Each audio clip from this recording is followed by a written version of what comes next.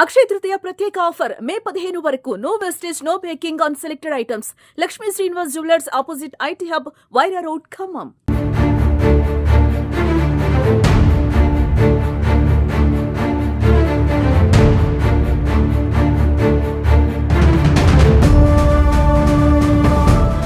నా పేరు బుక్యా వాణి సార్.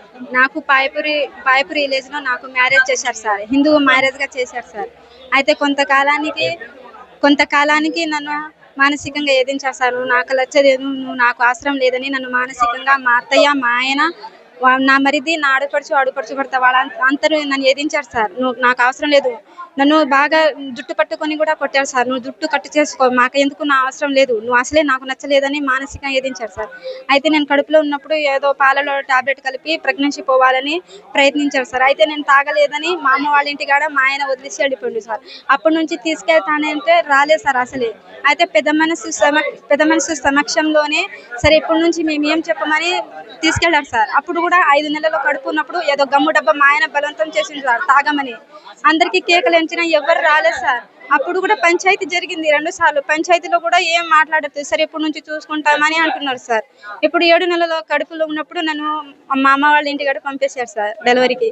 అయితే డెలివరీకి మళ్ళీ మా ఆయన ఒక పురుగుల మందు 2 డబ్బాలు తెచ్చిస్తారు, నన్ను బలవంతం చేసినాడు తాగమని. నేను తాగనని మా అమ్మ నాన్నలకి కేకలు వేసాను సార్. అయితే వచ్చేసరికి ఆ మందుల డబ్బాలు గుంజుకున్నారు సార్. బాబు డెలివరీ అయింది సార్. పిలిపించాం, ఉయ్యాలలో వేసినప్పుడు పిలిపిస్తే వచ్చారు సార్. వచ్చి వెళ్ళిపోయారు. అప్పటి నుంచి కూడా సరే బాబు 3 నెలలైంది కదా, బాబుని తీసుకెళ్ళమని మా పెద్ద మనుషులు కూడా చెప్పారు సార్. అయితే రాలేదు, మేము రాము, మాకు అవసరం లేదు అని చెప్పి వెళ్ళిపోయారు సార్. రాలేదని నేను 498 DVC MC కేసు కోర్టులో వేసాను సార్. ఆయన కూడా నా మీద ఇడాకులు కేసు వేసిండు సార్ ఇప్పుడు ఒక 6 నెలల క్రితం. అయితే కోర్టు కేసు ఏమీ కాకుండానే ఇంకో మ్యారేజ్ చేసుకున్నాడు సార్. అమ్మాయి చేసుకున్న పేరు ధరావత్ ఐశ్వర్య, జూలూరుపాడు గంగారం తండ. వాళ్ళ అమ్మ నాన్న పేరు ధరావత్ రాంబాయి సార్. ఆమెను పెళ్లి చేసుకున్నారు. అయితే మాకు పెళ్లి చేసుకున్నారని ఇన్ఫర్మేషన్ తెలిసింది సార్. అయితే పుంజల పోలీస్ స్టేషన్లో వెళ్ళినాం సార్. పుంజల పోలీస్ స్టేషన్లో వెళ్తే సరే నేను పెళ్లి చేసుకోలేదు, మీరేం చేసుకుంటారో చేసుకోండి, నాకు అవసరం లేదని వెళ్ళిపోయింది సార్. అయితే పోలీసులు ఉన్నారు, ప్రూఫ్ తేవాలమ్మా, ప్రూఫ్ తెస్తేనే మేము పట్టుకుంటామని చెప్పారు సార్. మా దగ్గర ఏం ప్రూఫ్ లేదు సార్. ఇప్పుడు రెడ్ హ్యాండ్గా పట్టుకున్నాం సార్. 2 లోపల ఉన్నారని తెలిసింది. ఇంటికి వచ్చాక తెలిసింది సార్, వాళ్ళు ఇంట్లోనే ఉన్నారు సార్. అయితే ఏం విడాకులు కాకుండానే ఇంకో మ్యారేజ్ చేస్తున్నారు సార్. నాకు ఒక బాబు సార్. ఆ బాబుకు నాకు మీరే న్యాయం జరగాలని నేను కోరుకుంటున్నాను సార్. వాళ్ళని ఏ ఆడపిల్లకి ఇలాంటివి జరగకూడదు సార్. వాళ్ళని విచారించి వాళ్ళని తెలుసుకోండి సార్. వాళ్ళని శిక్షించేలా మీరే చూడండి సార్. నేను ఎక్కడికి వెళ్ళినా నాకు న్యాయం జరగట్లేదు సార్. మీ ద్వారాగైనా నాకు, నా కొడుకు న్యాయం జరగాలని నేను కోరుతున్నాను సార్. మా చెల్లి వాణి ఇక్కడ పాయపురి మల్చూరు తండాలో బుక్యా నాగేశ్వరరావు మా బావ, అతనికి 2017లో మ్యారేజ్ చేయించాం సార్. మ్యారేజ్ కొత్తలోనే మా సిస్టర్కి ఒక మాట చెప్పకూడదు సార్. ఆడవాళ్ళు దేవతగా భావిస్తాం. అయితే మా సిస్టర్కి స్టార్టింగ్లోనే నెలసరి అయితే మా అత్త, మా చెల్లి వాళ్ళ అత్త, మా బావ ఇద్దరు మా చెల్లిని రూమ్లో నుండి కాకుండా బయటకు విసిరేశారు సార్. నెలసరి అయితే 5 రోజుల పాటు బయట రేకుల మీదనే పడుకుంది సార్. వాళ్ళిద్దరు లోపల, మా సిస్టర్ బయట సార్. ఈ విధంగా అనేక విధంగా హింసించి, నీకు ఈ పెద్ద జుట్టు ఎందుకు, కట్ చేసుకోరాదు, అసలు అవసరమా నీకు, నువ్వు పొట్టిదానివి, నిన్ను అనవసరంగా నేను పెళ్లి చేపించాను అని అనేక రకాలుగా హింసించింది సార్. తర్వాత నువ్వు నాకు అవసరం లేదు, బాత్రూంలో పెట్టి కూడా కొట్టారు సార్. మా బావ బాత్రూంలో పెట్టి కొడితే మా అందరం పెద్ద మనుషులు తీసుకొచ్చి పెద్ద మనుషుల సమక్షంలో మాట్లాడాం సార్. మళ్ళీ ఇటువంటి జరగదు ఎందుకనే సర్ది చెప్పారు సార్. అయినా కూడా అంతే హెరాస్మెంట్ చేస్తున్నారు సార్. అంతే హెరాస్మెంట్ చేస్తుంటే బాబు ప్రెగ్నెన్సీ అందింది. ప్రెగ్నెన్సీ అందంగానే ఈ ప్రెగ్నెంట్ పడిపోవాలని నానా రకాలుగా ప్రయత్నించారు సార్. అయితే అవన్నీ మా సిస్టర్ తెలివిబారి మా ఇంటికి వచ్చింది. 5వ నెలలోనే వచ్చేసింది సార్. కొట్టి పంపించారు. తర్వాత 7వ నెల వచ్చేసరికి ఒక ఆయిల్ డబ్బా లాంటిది 2 తీసుకొచ్చారు సార్. ఈ ఆయిల్ డబ్బా తాగితే బాబు మంచిగా ఉంటారని చెప్పారు. అది మేము డాక్టర్ దగ్గర తీసుకెళ్తే ప్రెగ్నెంట్ వాళ్ళకి మేము పారాసిటమాల్ టాబ్లెట్ ఇవ్వం, ఇలాంటివి ఇస్తే ఆ పిండం ఏమవుతుందని చెప్పారు సార్. అప్పుడు కొణిజర్ల పోలీస్ స్టేషన్లో కంప్లైంట్ ఇచ్చాం సార్. ఆ కంప్లైంట్ ఇస్తే సరే ఇటువంటి గొడవ జరగకూడదు ఎందుకని ఇద్దరికి కౌన్సిలింగ్ చెప్పి పంపించారు సార్. అయితే మనకు సమత హాస్పిటల్లో డెలివరీ అయింది సార్. డెలివరీ అయినప్పుడు రాలేదు. మేము 3వ రోజు తర్వాత ఫోన్ చేస్తే వచ్చి హాస్పిటల్లో వచ్చి బాబుని, ఈ బాబు మా కొడుకుకి సంబంధం లేదు, అతని పోలికలే లేవు అని గొడవ పెట్టుకొని వచ్చేసింది సార్. అయితే సర్లే అని మేము వదిలేసాం. 21వ రోజు వరకు మా ఇంటి దగ్గర రాలేదు సార్. 21 ఫంక్షన్ చేస్తున్నామని ఇంటి దగ్గర పిలిపిస్తే 21వ రోజు వచ్చి అదే విధంగా డైరెక్ట్గా వచ్చి మీరు ఎంత ఇచ్చారు, మీ కట్నం మీకు ఇచ్చేస్తాను, నాకు అవసరం లేదు, ఆ బాబుకి మాకు ఎటువంటి సంబంధం లేదని ఆ రోజు కూడా పెట్టి వచ్చేసారు సార్. అయితే మేము తట్టుకోలేక మహిళా పోలీస్ స్టేషన్కి వెళ్ళి అతని మీద 498 DVCMC కేసు ఫైల్ అయింది సార్. అయితే ఈ ఇటీవల కాలంలో 10 నెలల క్రితం వివాహం చేసుకున్నానని తెలిసింది సార్. జూలూరుపాడు మండలం గంగారాం తండా, అమ్మాయి పేరు ధరావత్ ఐశ్వర్య, ధరావత్ రాంబాయిల అమ్మాయి సార్. చంద్రుతండ లంకల వాగు గుడిలోనే ముత్యాలమ్మ గుడిలో వివాహం చేసుకున్నారు సార్. ఈ విషయం మాకు తర్వాత 5 నెలల తర్వాత తెలిసింది. వీళ్ళు బయట తిరుగుతున్నారు సార్.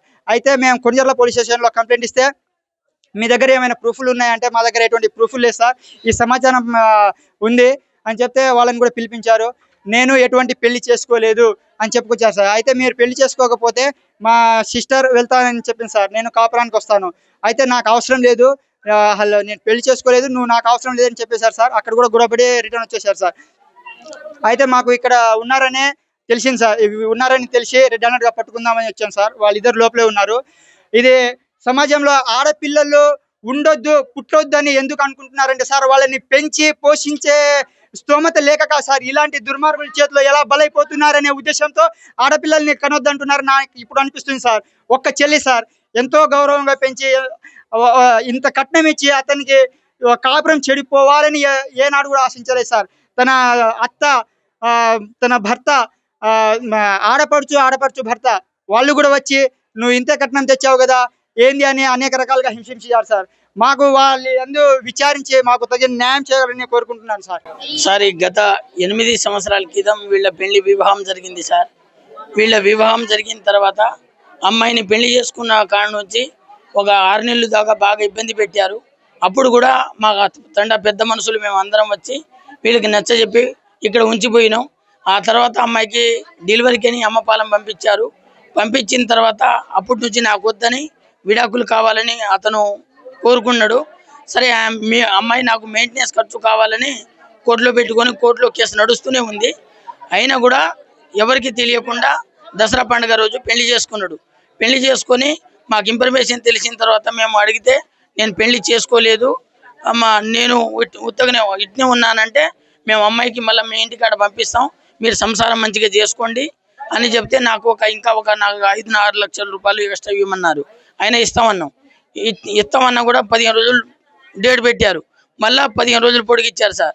కొంజర్ల పోలీస్ స్టేషన్ దగ్గర పిలిపిస్తే అమ్మపాలెం పెద్ద మనుషులు, ఇక్కడ మల్చూతండ పెద్ద మనుషులు అందరూ కూర్చొని మాట్లాడిన తర్వాత పెద్ద మనిషి మీద చేసుకున్న తర్వాత మళ్ళీ ఇక్కడ ఉన్న పెద్ద మనుషులు ఏమన్నారంటే మాకు ఇంకా ఒక 15 రోజులు నెల రోజులు టైం ఇవ్వని అన్నారు.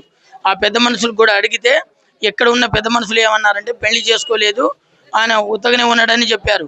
ఇక్కడ ఉన్న పెద్ద మనుషులే అడ్డం ఉండి 1 ఎకరం పొలం రాపిచ్చి పెళ్లి చేపించారు. అయితే ఈ ప్రూఫ్లు మా దగ్గర లేవు. మేము కేసు పెట్టాలంటే కోర్టులో నడుస్తుంది, మళ్ళీ మేము కేసు పెట్టాలంటే ప్రూఫ్ ఉండాలన్నారు.